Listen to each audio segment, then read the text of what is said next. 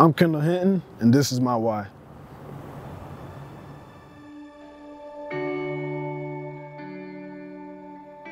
It doesn't feel like it really happened. It was, you know, of course I got all the pictures and, you know, everything from the moment, but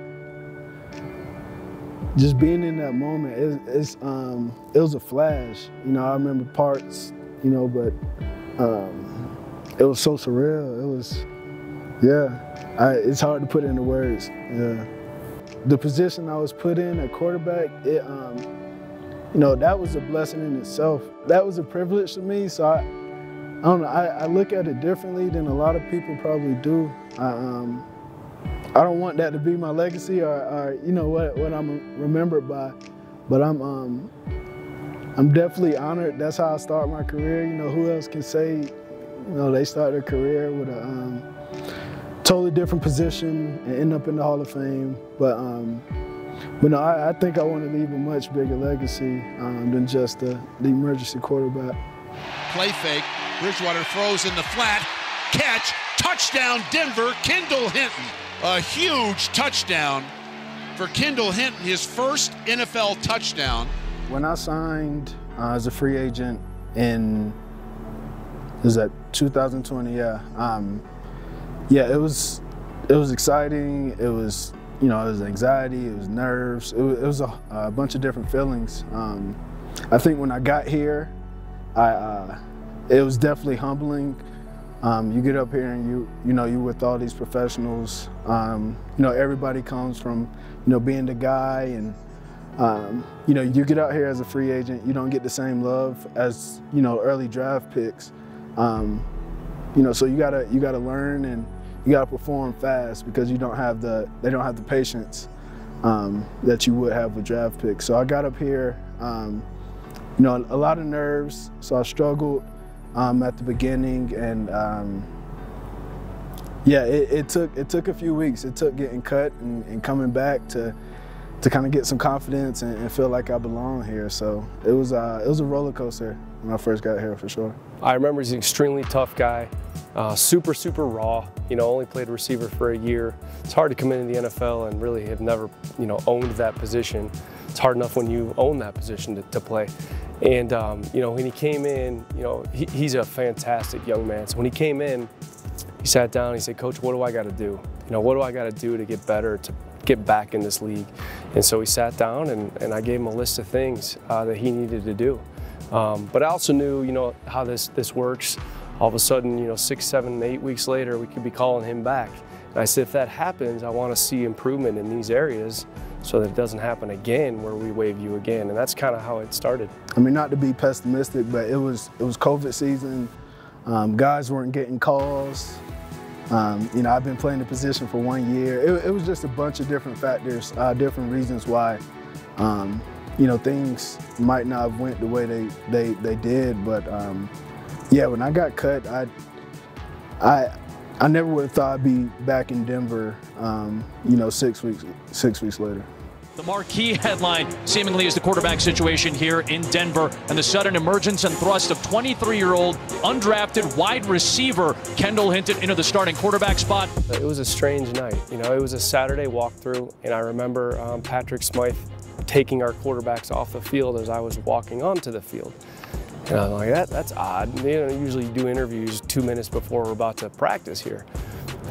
Then we got a kind of a huddle up with Coach Fangio, and he said, "Hey, we might not have a quarterback tomorrow." And I said, "Okay, a quarterback, we'll be fine, right?" And sure enough, they never came back out to practice. So I know John Elway and Joe Ellis and worked with the NFL, and I went home to pack up, take a shower, and get ready to go back to the hotel, and I get a phone call. They said, "Hey, you need to call Kendall." I said, "Okay, for what?" I mean, he was playing scout team safety and receiver. I'm like, "Okay, something going on?" They're like, "He's got to play quarterback tomorrow." And I'm kind of silence. So I called Kendall. I said, "Hey, you need to meet us up at the facility. Don't go to the hotel. Come to the indoor at whatever time, 6 o'clock.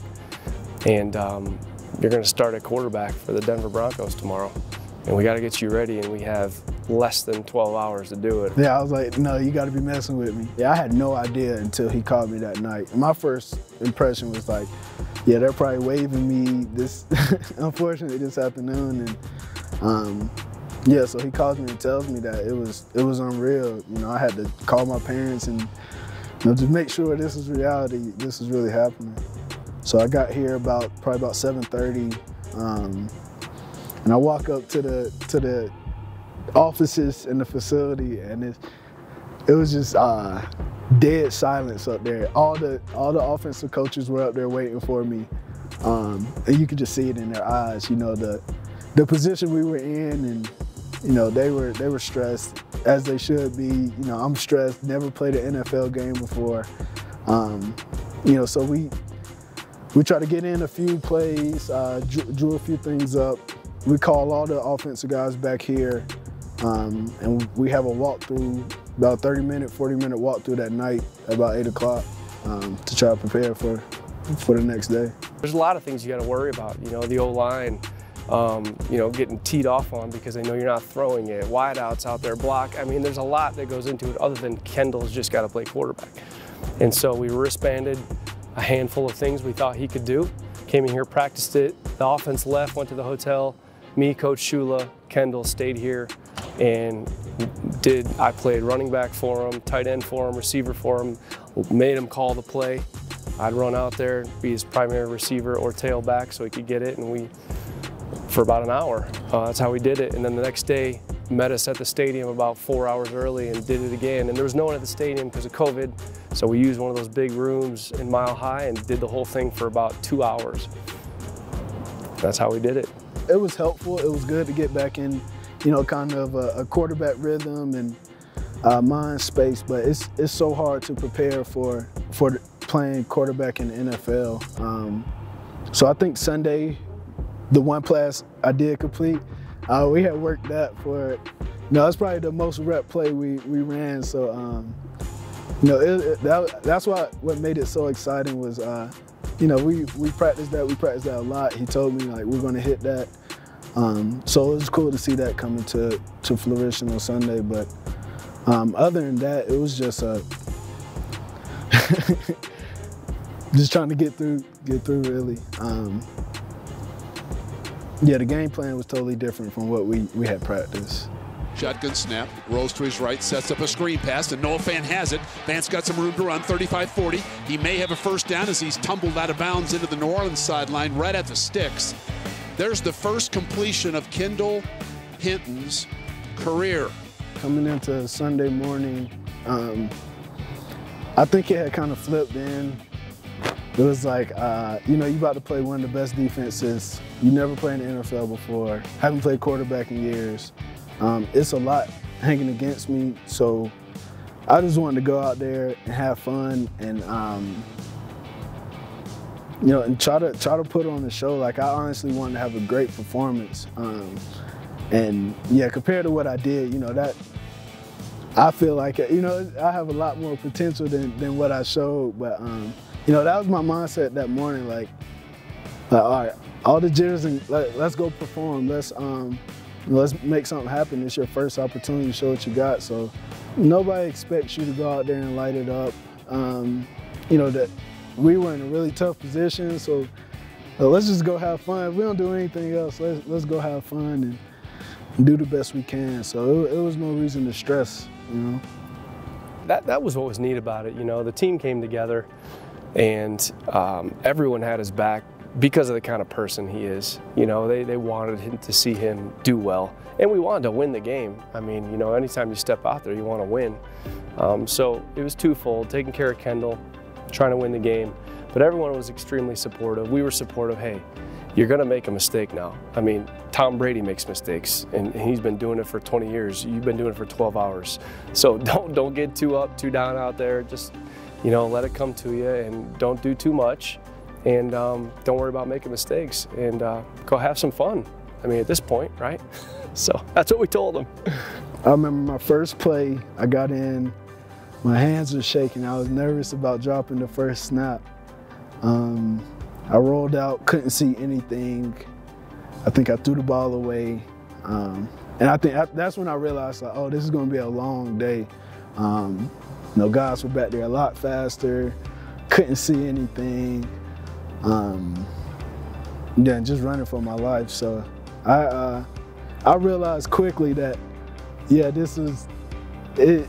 It's a reason they pay NFL quarterbacks, you know, the compensation they do. You know, it's funny. He came off the field that day, and he got just absolutely KO'd by one of their defensive ends, I think Cam Jordan. And he came to the sidelines like it looked like a Pop Warner kid. His helmet's like sideways, right? Like towel hanging off. He's like dirt all over him. He's looking at me. He goes, "Coach, it's way faster than I expected." So I think just that, seeing how fast the game was back there as opposed to playing at Wake Forest and playing in college, it gave him an appreciation for, man, I got to get open out here at wideout. I got to do this, that, because it happens fast back there for Teddy and Drew and those guys. So I think it helped him. No, I don't think I would be where I'm at today if that experience didn't happen. And I say that because the whole process, I take that back. I don't think I would be where I am as soon as I got here. I don't think I would develop as fast. I don't think relationships in the locker room would have happened as fast. But so I won't say it wouldn't have happened. Coming off that quarterback game, I knew I wasn't ready to, you know, to be playing on Sundays. You know, I needed to develop. You know, the position was still fairly new to me. But I think that whole process, it gave me confidence. It, you know, it kind of put my name out there, and you know, even though it wasn't what I wanted to be for, it gave you notoriety, you know, a lot inclusion in the locker room, like things like that. They give you confidence, you know, being in the NFL in such a new environment. You know, so after that experience going into the off season, I was so much more determined to get back on that field because I felt like I didn't really, you know, show my teammates or the audience what I could actually do, and that pushed me a lot harder for sure. Cowboys rush 5, quick throw, middle of the field, wide open is Kendall Hinton. Hinton in a foot race inside the 10, inside the 5, first down and goal, Denver.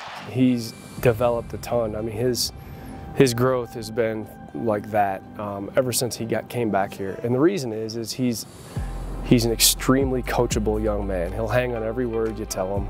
He works really hard. He's a good person. Those people on top of talent tend to trend upward. And he has really developed in all areas. He's always been tough, so his blocking has been great. His route running has really, really come along.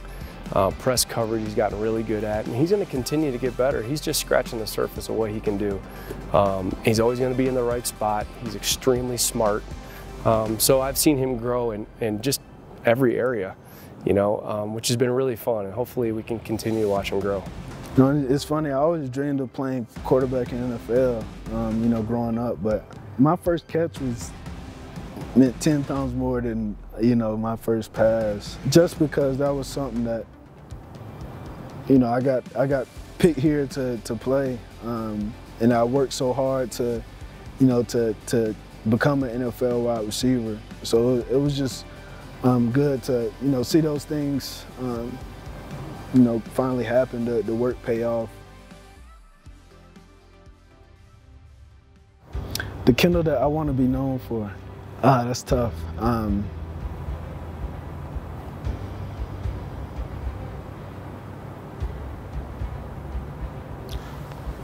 Yeah, I feel like that it's just a tough question because it's like success is like so subjective. I want to be known for having the best hands, a consistent player, and I want to be, you know, one of those guys wherever I go that, you know, every person I play with will say he was a great teammate, he was a great person on and off the field. I think that's a huge thing because football doesn't last forever, about building relationships. But you know, when it comes to on the field, Yeah, I want to make plays. I want to be one of the greatest. You know, I want to be up there with the best. So, yeah, I'm just put in the work to get there.